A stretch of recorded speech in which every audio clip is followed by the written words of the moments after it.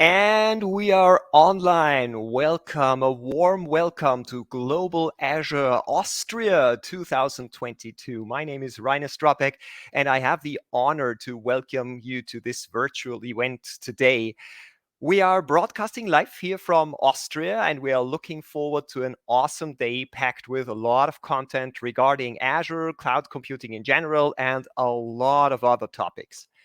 Wow, what a ride. It was a pretty impressive ride that we had in the last few weeks, but in fact, Global Azure has been a thing for way more than just the last few weeks. Can you remember anybody was there? In 2013, we started with Global Azure Austria in Vienna. We were one of the first locations being part of the Global Azure movement. It's already in 2013. Then we have been 2 years in the HTL Leonding, a vocational college here near Linz, and we really enjoyed it there. It was a great place, and we grew. In the first Global Azure, we had approximately 30 attendees, and there we already had 50 to 70 attendees, something like this. And we switched to the Wissensturm because we grew and grew, and we had more than 100 attendees. We were in the Wissensturm for 2016 to 2019. And then 2022, today, we have been an online conference, and I hope you enjoyed every year. Did you do the math? Did you follow the year numbers? Yes, it's our 10th anniversary. This is our anniversary. It's the 10th Global Azure Austria, and we are looking forward to today's event. Now, the Global Azure Austria is brought to you by the Coding Club Linz, and we say a big thank you to the whole organization team. A lot of hours have been poured into preparing this event, and thank you to the team for making that possible. Also, thank you to our wonderful speakers. Here you see it on the right-hand side. You know, all these speakers are volunteers. They don't get money for speaking here. They spend countless hours of their spare time preparing presentations for today. And it's because of them that we can make our vision, our motto for this year's Global Azure event a reality: practical cloud computing. So when you think of our speakers, I want to give you the magic key of today. It's the Windows key plus dot, and that gives you the emoji keyboard. And please, when you join a session and when you like what you hear from our speakers, give them a round of virtual applause by putting some clap emojis into the session chat or the event chat or wherever you currently interact with our speakers. If you are on a different platform, I'm pretty sure you will find your way to the emoji keyboard. Now, thanks also to our awesome sponsors. Such an event, even if it's a virtual event, takes a little bit of money to make it real, and we need these partners. We say thank you to our main sponsor, Microsoft. We say thank you to our gold sponsors, ACP, Dynatrace, Software, etc. Thank you to our silver sponsors, Cubido and Programmierfabrik Hagenberg. Thank you to our bronze sponsors, Good New, Tieto Ivory, and Capgemini. Thank you very, very much. Our sponsors are present throughout the day in the virtual expo hall, and I encourage you to take a look at their expo booths. And again, go to their expo booth and send them a clap emoji or a thank you emoji and tell them that you value the contribution that they bring to this conference, because their sponsorship is making community events, free community events like this one, possible. Now let's talk a little bit about the conference platform that we organized for this year's Global Azure Austria. And let's start with the agenda. You find the agenda in the reception area on the homepage of Global Azure Austria. Just scroll down a little bit, and then you will see the schedule. You have buttons, add to my agenda, and with this, you can put all the sessions that you would like to visit today into your personal agenda. That is a great way of not forgetting one of the sessions. Maybe you don't want to miss it. Maybe you want to interact with the speakers. So put together your agenda. That would be a really nice thing. If you want to watch sessions, go on to the stages. You see the stages here. You always see our 4 stages, and our conference platform will always tell you what's currently going on and what's coming up next on the stages. We also have Q&A and sessions. If you go to sessions, you will see that we have created session rooms for questions and answers for every stage. Now, the big difference between stages and session rooms is that the session rooms are interactive. So you can share your audio, you can share your screen, and you can directly interact with the speakers to ask questions. You can even go one step further. If you have an idea or a learning that you would like to discuss with some peers that you have seen in the people list, you can set up an impromptu session by creating a session here, and then people can join you and maybe discuss your ideas or learnings with you. We have also two very special Q&A sessions. The Q&A for April Edwards, our keynote speaker, who you will hear in a few minutes exactly on that stage, will take place at the Microsoft booth in the virtual expo hall at 10 a.m. So if you have questions for April or if you want to give her feedback, go to the Microsoft booth at 10 a.m. And Hannes, who does a session about Sentinel, will do a deep dive session about Sentinel, about least privilege implementation on the ACP booth at 2 p.m. So if you want to get in close touch with Hannes and discuss some details about Microsoft Sentinel, join the ACP booth at approximately 2 p.m. Now, networking. If you want to meet people, you can go to the networking tab and then you are connected to random people. Maybe have a quick chat, get them to know, and maybe find out whether you want to exchange more ideas with them. If you prefer chat instead of audio and video, use the chat area. There is an event chat that is global for the entire event, and there are chats specifically for certain stages, sessions, and expo booths. So make sure to check the event chat, the session chat, and all the other chat areas. Speaking of expo booth, you can visit our great sponsors here in the expo hall. The sponsors have set up virtual booths with some slides or videos. Some of them will go online during the day. I already mentioned that. And if you really like what you see from the sponsor, and if you want to know more, if you want to go in a personal direct contact with the sponsor, you can always click on this action button. And only if you do that, your contact data is shared with the sponsor. Otherwise, we do not share contact data with sponsors. So this is the button that brings you in contact with our great sponsors if you want to know more or if you want to talk to them about their specific offerings. You might miss one or two sessions because we have 4 tracks simultaneously going on. And in that case, we offer, of course, recordings. In the aftermath of the event, we will take the recordings and put them on YouTube, obviously.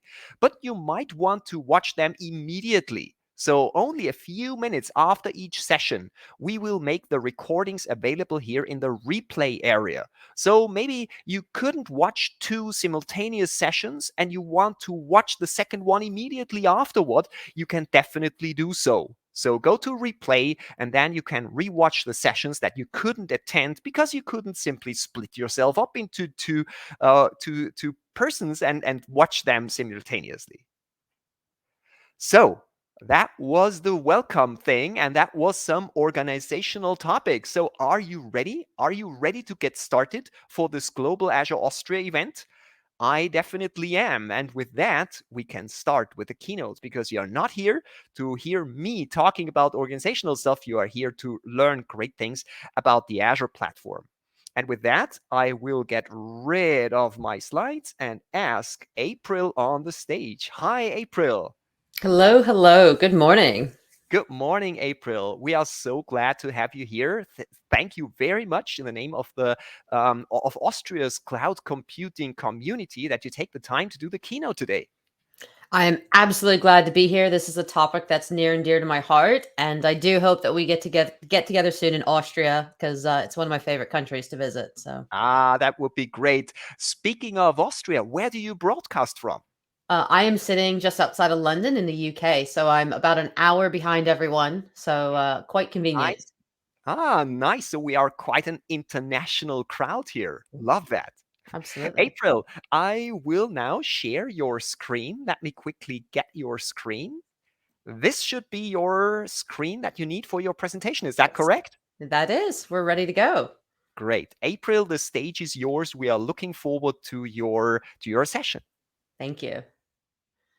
Welcome, everyone, and thank you, everyone, for having me today. It is great to be here at Global Azure. So my name is April Edwards. I'm a senior cloud developer advocate at Microsoft. I'm also the DevOps practice lead.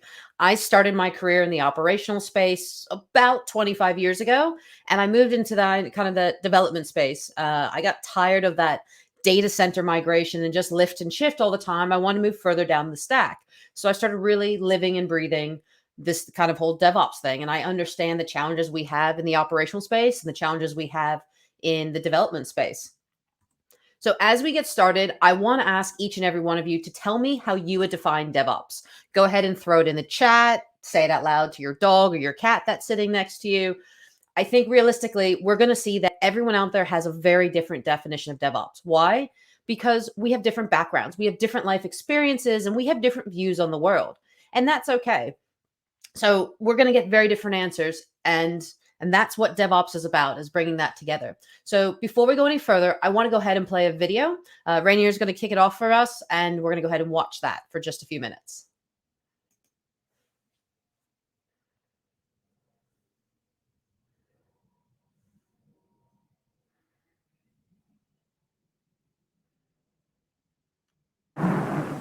But Holland comes in for a pit stop. Time to refuel and change tires. Lou Moore himself changes the tires. Only 4 crew members, including the driver, are allowed to work on the car. It's a tense time. Holland stays in his seat, anxious to get away. Let's watch.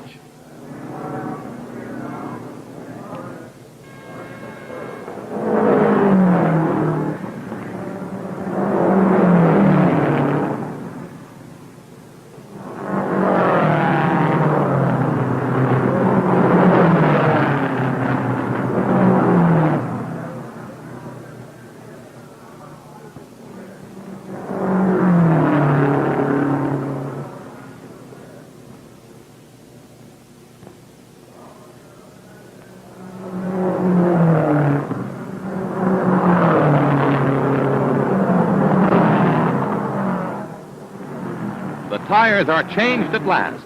A crewman polishes the windshield as Holland moves away just 67 seconds after he stopped.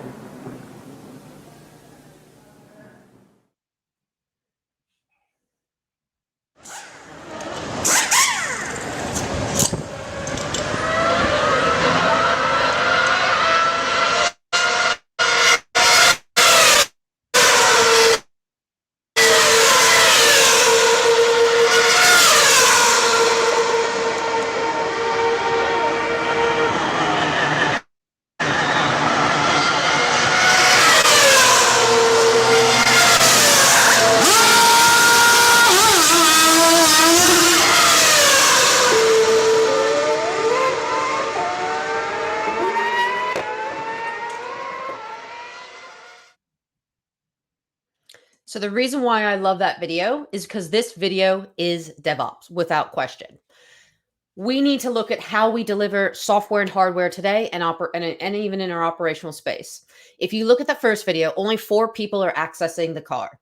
Now think about your legacy applications. When we used to go deploy an application to a server rack, we'd literally physically go to the data center, plug in our USB, and deploy that application. And when we deployed that application, we would have to go make changes to the app ourselves. Very often when I went to the data center, I'd plug something in, reconfigure things, and get it working, and maybe have to do a little bit of magic behind the scenes to get that app running in our production systems.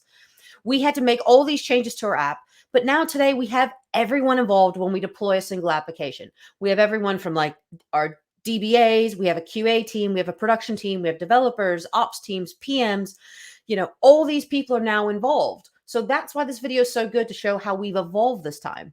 And when we look at how we deploy our applications today, most of the time, developers don't even have access to the infrastructure that they're deploying to or the servers. They're relying on that operational team. And if we look at how we deploy applications today, our tooling has completely changed. Let's look at these videos. In the first one, they were using a physical hammer to beat the tire onto the car. Now they're using an air wrench. Just like today, the tools we use have completely changed in the industry. We have tooling like infrastructure as code and CI/CD and automation. We can deliver software faster than ever before. So we've changed our tooling. Now, let's take a look at this picture because I think this is a great shot to see how we've evolved in our industry as well. So if we look at the guy at the very top of this photo, he is watching the whole thing. He's monitoring. He wants to see the changes that are taking place and how they can be even faster on the next pit stop, because those milliseconds and microseconds are absolutely critical to what they're trying to deliver. And if we look at the guy in the very far left, well, there's two guys holding a jack. There's one guy under the car with the jack, and there's a guy with a second jack. Why? Because that is absolutely critical to that system. So these guys are trying to protect themselves from the instances that hurt in their industry. So I want to level set a little bit. I asked everyone to define what DevOps means to them. We have a definition of DevOps that we use here at Microsoft that when we talk to customers and engage, this is what we go by. We define DevOps as the union of people, process, and products to enable continuous delivery of value to our end users. And I want to focus on this word value because it doesn't matter if we're shipping software, infrastructure as code, or not, anything in the operational space. We need to deliver value. What is that value? We need everyone in our company aligned to that single goal. So if we think of how our teams are structured today, we have very siloed teams. We'll have an infrastructure team, we'll have a development team, and we might have some other teams that we're working. Now, all these teams are incentivized very, very differently. As an IT pro, I'm incentivized to keep the lights on 24/7. But as a developer, I'm incentivized to push new features. These things clash, and that's where we need to come together, break down those silos, and deliver that single goal to our organization, and that's that value. So why is DevOps important? Why do we care? Because your competition's already doing it. How many of you have ordered a pizza from Domino's, right? Or we were watching Netflix during downtime, during lockdown, because these are the things these companies can deliver that help us as end users pull in and want. And I think most importantly, why it's important because we want to reduce human error. And that's why we're going to talk a lot about the operational space and infrastructure as code today. So we have statistical facts that say that high-performing DevOps organizations achieve more. Now, our executive teams are going to want faster time to market and increased revenue without question. Those are benefits. But for you and I, we need over 6,000 times faster from, faster from commit to deploy. When we submit our code, whether that's our infrastructure as code or developers code, we need that faster time. We need more frequent deployments into our infrastructure. We know that these high-performing organizations have lower failure change rates, and we need to recover from incidences faster. And we know these high-performing organizations do because we're all going to have an incident at some point. The hardest part of the DevOps piece is the people change. We have these siloed organizations. We need to have a cultural shift, and we need to break down the barriers between these teams. Everyone within an organization must focus on the strategy that they're trying to deliver. The change needs to happen from the top of the organization down to the bottom and tier down. People need to have roles and not jobs within a high-performing DevOps organization. We're going to talk a lot about the process in DevOps. We need to be able to innovate fast, yet still deliver high-quality code and infrastructure. We need to be able to plan what we're going to do before it happens. We go into the development phase. We develop our code. We need to be able to track our changes and then deliver that code and then operate. And when we come to that operate piece, that monitoring is going to be absolutely critical to learn what we did. Did it work or did it not work? And then we go back into the next planning phase. We want to iterate all the time. We have this term in DevOps called shifting left. We want to do things early and often. And we want to fail fast because when we do things early and often, we know that they don't work and we can adapt and be agile. We also know that 95% of cloud breaches occur due to human errors, such as configuration mistakes. So if we can catch those things in the plan and design phase, we have a better chance of catching them and mitigating the risk in our organization. So we know that these cloud breaches occur because of human errors. So how do we do it? We want to address this in the development phase. And I love this chart because this also talks about vulnerabilities, the cost of a breach, a cloud breach, or even an outage. We know that the cost of outages are over 640 times more expensive in production than if we do it in the development phase. And we look at this and we look at remediation costs, same thing with cloud breaches. That's why I want to do things early and often. I want to give you a couple examples of some organizations and companies you may have heard of. Capital One is a big banking company. They're pretty global. They had a misconfigured firewall, which allowed access to their servers, and that breach occurred for months. So not only did they have a breach, they didn't even catch it for several months, and that cost them millions and millions of dollars. Equifax, one of the big credit companies in the US, had issues with their web portal getting hacked. Passwords were stored in plain text, and then there was a lack of patching. So we need to start secure and stay secure because we're going to have some issues, but these are down to human errors. We've all done it, right? We've left a password in plain text somewhere on a server because we were in a rush. And if that breach occurs, that could cost us millions in our organization. So we've all kind of been in this epic deployment situation, right? We've had these big monolithic systems, and we try to update them probably about twice a year. And when we go to update them, it's kind of an all hands on deck situation. We're looking to push new features, bug fixes, both large and small, and dependency updates, and also update our infrastructure, maybe patch our servers. Now, when we do this, our services are going to go offline. And when we perform this big epic deployment, it's going to be fraught with issues. And we're going to have to use on-demand engineering, and we're going to have to make some major configure management changes. I've been there, and I know all of us have been there listening out there. And this deployment doesn't go well. We dread it, and it's not reproducible. This is not a good deployment situation because as a developer that's trying to deploy their code with new features, if they wrote that code 6 months ago and there's an issue and they need to fix something, they probably can't remember what they did 6 months ago. I can't even remember what I had for breakfast today, and that's even this morning. So that's why we need to look at a way where we can and should do better. So we want to look at a more of a continuous delivery model. These deployments are going to happen more often. We have a lot of organizations that might make them monthly, daily, or even hourly. I've worked with a lot of customers that deploy code changes every single hour, but they're small changes. So if something does happen, they can trace it and revert it and make those changes. So effectively, all their developers are deploying on demand. They can deploy their software, they can deploy their infrastructure, and even their identity as code. We can put in integration testing so that we have fast results. So we know before we go to production if our code's any good. We can iterate and recover fast from those failed tests. And we can test our deployment end to end. And giving us those historical records allow us to know when something does go wrong, because the reality is we're going to have an outage. We need to have that traceability back to that configuration and back to the pull request or that change that someone made in the organization.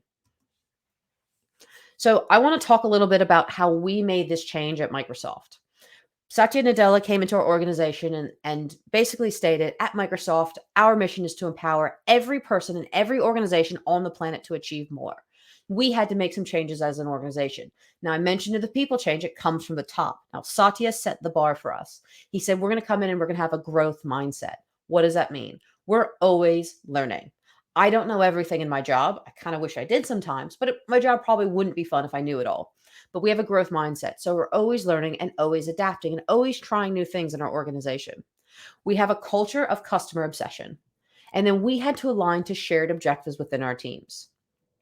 So the first thing we had to do was change our definition of done. Meaning when we go into a customer project, we had to have a definition of done so that we knew what we were looking for in that monitoring phase. So before I became an advocate, I was a senior software engineer with Microsoft. I was building with and coding with customers. We would engage with customers on about a 6-month basis to deliver something in the cloud. Usually it was an app transformation or something where they were technically blocked. We went into these engagements and told the customer, right, what do you want to deliver? And they would tell us, and that's how we would start with our definition of done. The problem is, and we all know this, when we go into a customer engagement or with our own organizations, they want to move the bar. So we had to be very diligent in setting our definition of done. And we had to be able to say, what are the must-haves and the nice-to-haves? Say, we've got 6 months to deliver this, but we had to be realistic in what we're going to deliver. And everything we did in these projects has a production-first mindset. So I'm not developing something going, oh, it's going to go into development or it's going to go into our test environment. No big deal. Every single bit of code I wrote had to be ready for a production environment. So the engineering teams had to own everything from the inception idea to all the way through into delivery. So we had to change how we collaborated and developed and how we delivered that code. And we had to enhance our security from development to production within our code. So we start with security from day one. And that's a hard conversation to have with the developer, but there's a lot of tooling and ways we can help our teams do that, especially in the infrastructure space. The other thing we had to do at Microsoft is we had to take a zero distance approach to our customers. We all remember the Microsoft days of old, we would, have an outage somewhere, maybe an Exchange or Windows Server or SharePoint. We call up the help desk and we would speak to someone in another country, in another time zone, and get really frustrated.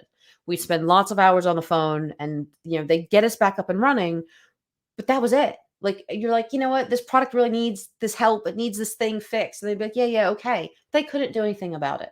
So we had to get closer to our customers so that you as a customer can give that direct feedback. So you can go into Stack Overflow. You can go to feedback.azure.com and give feedback directly to the product groups on each of the products in Azure that you may be using. We also have GitHub. You can go into GitHub, open an issue, and we've open sourced most of our code and most of our products so that you can give feedback directly to that product group, because that product group needs to know what you as a consumer need and want, and that's how we prioritize our new features. The other thing we had to do as an organization is eliminate those unhelpful KPIs. We had to measure quality over quantity. We needed outcomes, not outputs. And this is really hard because a lot of us are incentivized in very different ways. What are we delivering? And that's always hard to measure. And it took us time. So we needed a clear mission and vision statement. And our objectives were how we saw the accomplishment of that mission. And the key results are the measures of those objectives. So the common mistake that a lot of organizations make is that the key results are not activities, but the measures of outcomes. So we had a lot of indicators that we had to use within our teams. We had to look at maybe the change in monthly growth rate of adoption, because for us, that was value to what the customer was seeing. Maybe change in performance, change in time to learn something, and the change in frequency of incidences. So a lot of the Microsoft products today, when we look at the value we're delivering to you as an end user, you can see exactly what's going on in the product. So first of all, are you using the feature? For those of you that use M365 has a lot of things in the package, in the product itself. But if you're not using it, you're not going to continue to use it. You're not going to be happy with it. So if we're delivering a feature to you and you don't find it useful, that doesn't deliver the value. And we can look at things such as NPS scores, retention rates, and usage of that feature. But another thing we look at is when we're deploying our infrastructure as code or anything else or any other code, how efficient is our process? How much time does it take for us to build? So when we look at our improvement cycle and say, let's say it took me 4 hours to build this code today. Maybe next week it took me 3 hours. Maybe after that it took 2, etc. I have made a change in what my time to build that code is. And then we can also look at our testing of our code. Maybe I've been in projects where our test has gone on for over 50 minutes. And we're like, all right, this needs to change. We got our testing down to 15 minutes. So those are improvements in our pipeline throughput. And live site health is really important. How many of you play Xbox? Please say there's more than one of you out there, right? For any of you that play Xbox, you'll know that the support.xbox.com website has the live site health out there. So you can see exactly when a service is up and online. And for those of you playing Xbox, you know that when lockdown hit, there are a lot of outages, but we were transparent to our customers about that. Also with Azure, we have the exact same thing. We give you live site health of Azure because we're being transparent to you as the customer. And we do have outages. That's the reality of it. But we look to measure and improve on that. So we look at our incident responses by month, maybe availability per customer. Do we have automated detection? Because remember, you have your Capital Ones and your Equifax organizations that took them months to see a breach, and it did cost them millions. So we need to look at our time to detect and our time to mitigate. And a lot of this comes down to our tooling and our automation processes. So we had to evolve our organization. We had to take these individual groups of teams where we had ops, SRE, engineering, program management, et cetera, and break down those silos. We broke everyone down to feature teams. We had very horizontal teams. Now, when I was a senior software engineer, that doesn't tell you what technology I specialized in. We had to get rid of these horizontal specialties because the reality is, if you're developing the UI or the API or the data layer, you need to be concerned about how what you're doing goes to the other layer. So we strive for vertical, or what we call T-shaped developers within our teams. So across those teams, we had to change how we looked at it. So what does it look like in the operational space? We look for vertical operations. Okay, I'm deploying something to my networking stack or my storage, stack. How does that affect the rest of the environment? Those are things that we need to be caring about when we're deploying infrastructure as code. Now, before the pandemic, we had physical teams in the same geographic locations. Now, when I was a senior software engineer, I was located in a team based in EMEA across 3 different time zones. I then got reorged into a UK based team so that we're all geographically in the same place. And while I didn't mind the time zones before, but we did have to kind of move some things around and adapt to people's schedules. And I had people that worked in countries where Friday and Saturday are not working days, but Sunday is. So we had to evolve those teams to make sure everyone's in the same geographical location and working on that same page. And a lot of these teams have 10 to 12 engineers with an engineering lead and a product owner. The engineering lead kind of oversaw the oversight of the project for all the sprint cycles and managed the team. The product owner oversaw the product for 18 months. And these teams are intact for about a year and they own the features in production. So from the inception of the idea all the way through to production, the monitoring, and back into that lifecycle management, that team owned all of that code and everything that was going on. So these are basically feature teams. So what do the pillars of modern operations look like and what do we have to think about? Firstly, we don't have a central ops team at Microsoft. Ops and SRE are part of every single feature team that's out there. So when I got moved from my team in EMEA, we were an Azure cloud native team. So we had a lot of infrastructure as code, containerization, and app transformation. I then got moved into a team with a lot of different expertise. I had some data people on the team. I had some AI ML people on the team. So we all had to come together as one. So like these pillars of modern operations, we all need to care about the observability, the operability, the reliability, the capacity, change management, and incidents response. Now, with that, you get what you measure and you don't measure what you don't want. A lot of organizations measure all this stuff coming through their systems, and 90% of it is noise. We need to reduce that noise. We need to make sure that we have auditing and compliance set up, and we have environment traceability configured. We need to correlate production to specific instances, trace back to pull requests and code changes so that we can see that. We need to set up observability in our systems for analysis. We need to gain those insights into why things are happening. This can help us with the health of our systems, including distributed tracing metrics, infrastructure monitoring, and topology mapping, and predict some anomalies that might be occurring in Azure. So how do we develop these things? How do we know what works right for our organization? So we want to write infrastructure as code. We need to know, firstly, what is being measured and how is it measured and from what perspective? Because again, we want to reduce that noise. Once we have that service level indicator that tells us what and how and why, we can then look at our SLO, our service level objective, which is our SLI over time. So we know that we have minimum and maximum ranges, and we're getting some of those figures back and learning to adapt it. And then we're delivering an SLA. Now, the SLA, the service level agreement, covers what we're covering off in that SLI and SLO. We've all worked for organizations that want the 5.9 uptime or require it, and we've all been there. But we need to really be clear on what is being measured, how it's being measured, and get that data over time to really do it. So when we start looking at how we want to start automating things, we need to look at the time thieves. We're all going to have these things in our life. We've all had it. Too much work, unplanned work. Every day I have unplanned work. In fact, I have unplanned work today. I have some neglected work, and I have conflicting priorities, and we get it all the time. We try to fix something in our organization. We try to make it better. Someone comes and taps you on the shoulder and goes, "Hey, I really needed this, and I needed it yesterday." But it's not one of your priorities, but it has to become one. And there's a lot of times in our organizations and in our infrastructures, so many unknown dependencies. So when we start automating things, we're going to find some issues crop up. So we want to look at ways to reduce that manual intervention in our production environments. We want to move those manual, repetitive tasks to automation. Automation will help us reduce the variability in manually driven workflows. We can assign service principals and identities to those things and take out that security risk that we have. And we can use things like a central secret store to help with the security features. There's some built into GitHub, there's some built into Azure, and this is where we have automation to the rescue. We're going to look at some modern deployment practices. We need to improve system reliability. We want to implement continuous delivery. So that anytime we make a change to our infrastructure with infrastructure as code, we have that continuous delivery model running.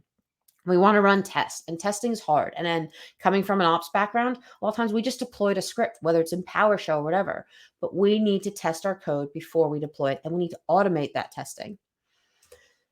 So we want to look at tooling over tasks. We want to let machines do the repetitive tasks while our humans build the tools to solve the problems. So let's start at a really simple concept, source control. Why do we need it?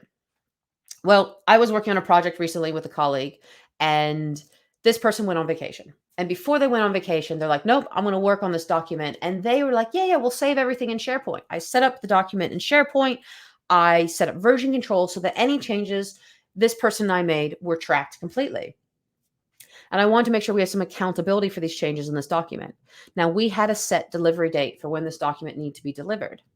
So this colleague went away on vacation, and I unfortunately had to text them. I said, I can't find your changes anywhere. Where's your document? And this person goes, oh, no, I made the changes. It's in the SharePoint site. And I'm like, okay, I don't see it. And I felt really bad about having to ask my colleague, but we were facing our deadline and I need to respect his vacation. But, what do you do? So it comes to find out this colleague had saved this file locally on their machine. They went through bypassing working on it in the SharePoint site, which would have taken a couple seconds. They saved themselves. They bypassed that couple seconds and caused us a few weeks of misery. We missed our deadline. I lost my colleague's changes. And that few minutes of time saving cost us 6 weeks in our project.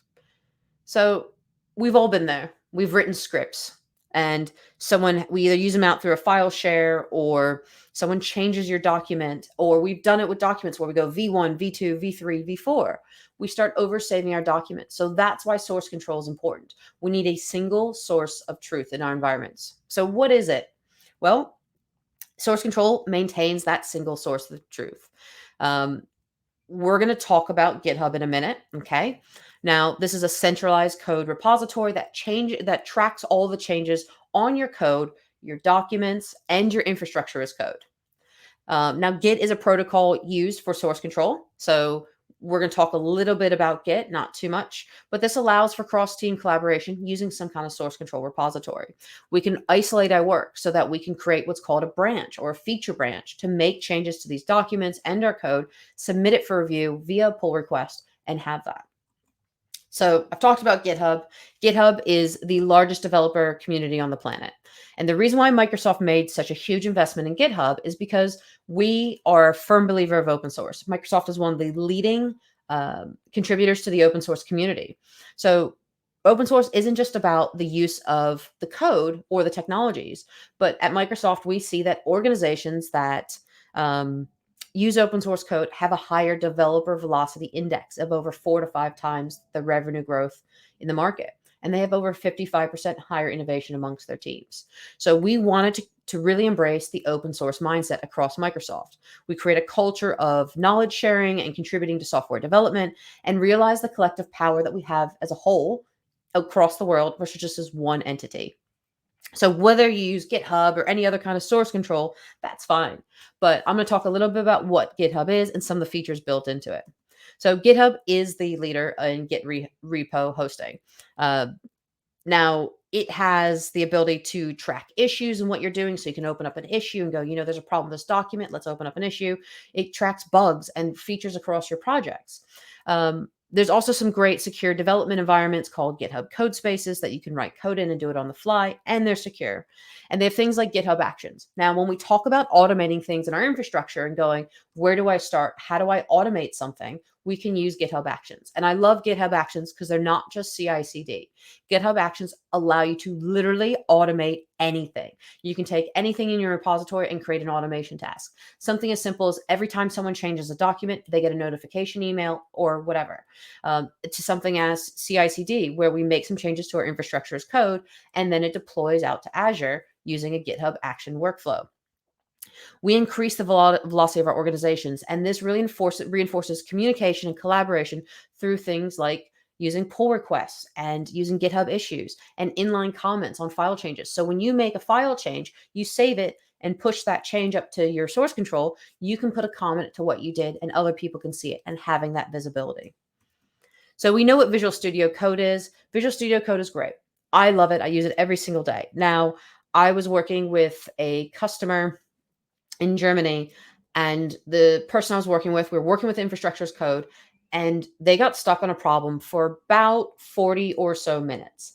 and 4 hours. It was a 4-hour issue. They're working Notepad++ because their organization didn't allow them to use Visual Studio Code. Now we're trying to write infrastructure as code and make it amazing, and they were stuck. So I was like, oh, let me just open up your branch, and I did. They had created a branch of their code. I'm reviewing their infrastructure as code, and I found the issue in a couple seconds. And he goes, how'd you do that? I was like, well, Visual Studio Code shows me that. It has linting involved, so I can see what the code is and how it works. I didn't have to spend 4 hours on an issue because I could see my code properly. So there's lots of plugins for it. It is free to use. It's open source. It's great. For those of you writing infrastructure as code out there, you can put in different tooling for Bicep. You can put in tooling for Terraform, and kind of any other infrastructure as code language that you might be running with. So I highly recommend it if you're not already using it, and you'd be amazed at how many organizations just don't use it, which is fine. But I would say it helps with syntax highlighting because I write terrible code. Next thing I want to talk about is GitHub Copilot.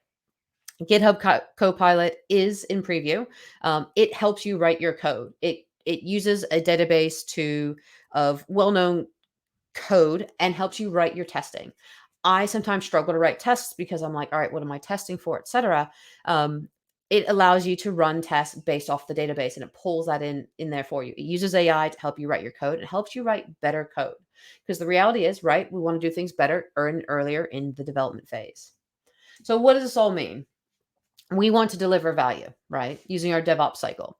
We need an alignment of goals and incentives within our organization, where dev and ops should have business goals to deliver that value, not just technical measures.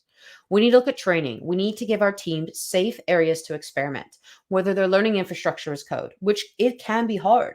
You have to pick the tool of choice. There's usually a learning curve, whether it's Bicep, ARM, you might be using something like Pulumi in that native code language that you're well aware of, or something like Terraform. We need to give our teams the ability to grow outside of the immediate area focused. Where we became vertical engineers, I became a T-shaped or vertical developer for quite some time. Why? Because I need to learn other areas and how they impacted the other one instead of throwing something over the fence.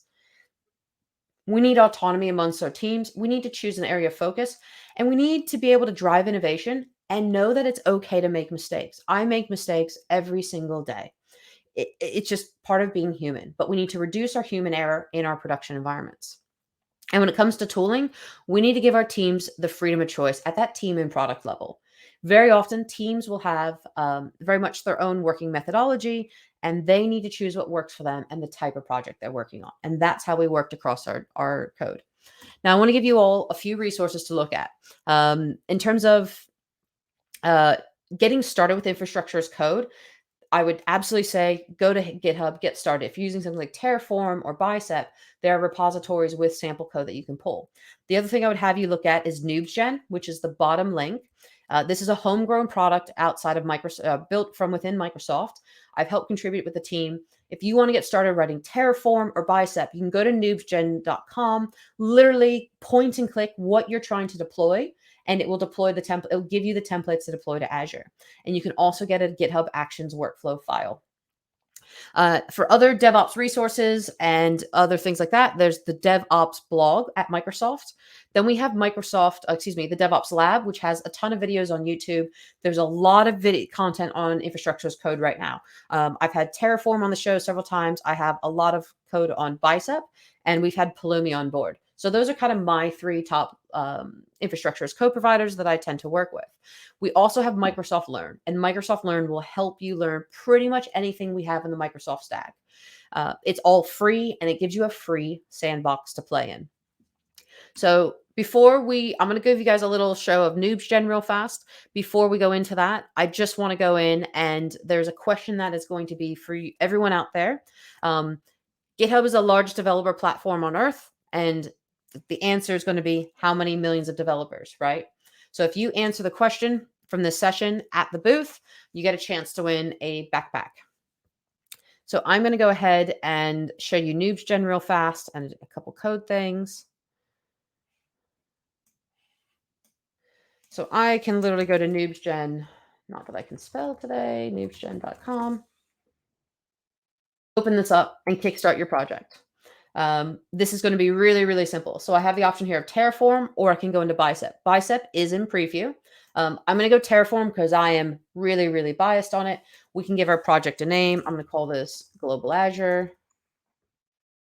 And this will help you with the naming conventions. So one of the hardest thing in Azure with infrastructure as code, etc., when we have naming conventions, we need to make sure they make sense for us. So everything's going to have the global Azure slug in all the resource names so I can identify it. We can choose which region to deploy to. A lot of US regions. We can do France, North Europe, West Europe. I'm going to go North Europe into Ireland. This will automatically set the region in my code. I can choose to do a web application. I can do Docker with a Docker file. I can do Spring Boot, .NET, any of these. So if I want to go a .NET app size free, I can also choose the basic plan or the standard plan. So I'm going to go ahead and choose the basic plan.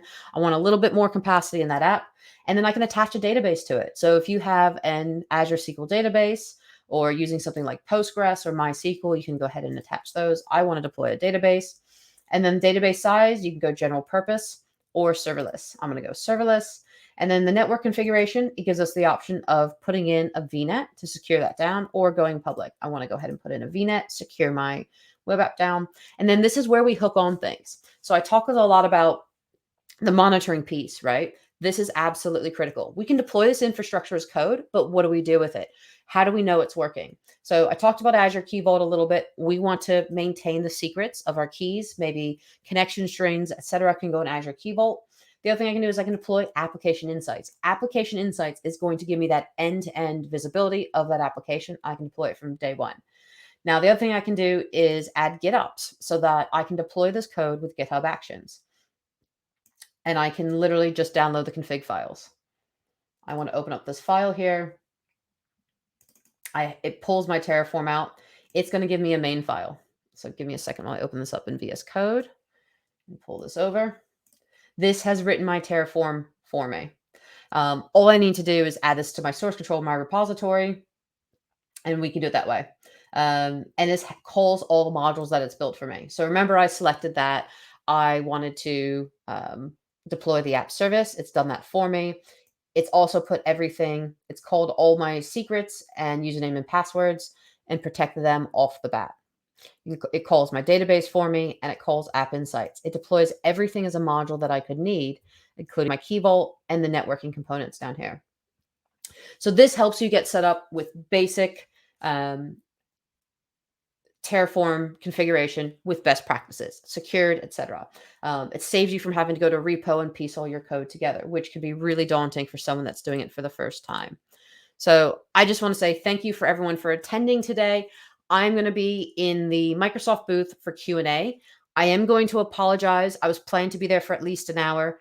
I do have a personal issue commitment thing. So I do apologize to everyone. So I'm going to go over to the Microsoft booth now. I can only be there for about 15, 20 minutes. But if I don't get to your question in that time, please feel free to reach out to me on Twitter or LinkedIn today. I am online. I do apologize. I do have to take care of a little personal thing this morning, which is cropped up. But I will absolutely be on the Q&A session in a few minutes. So I'm happy to answer it all for everyone over there.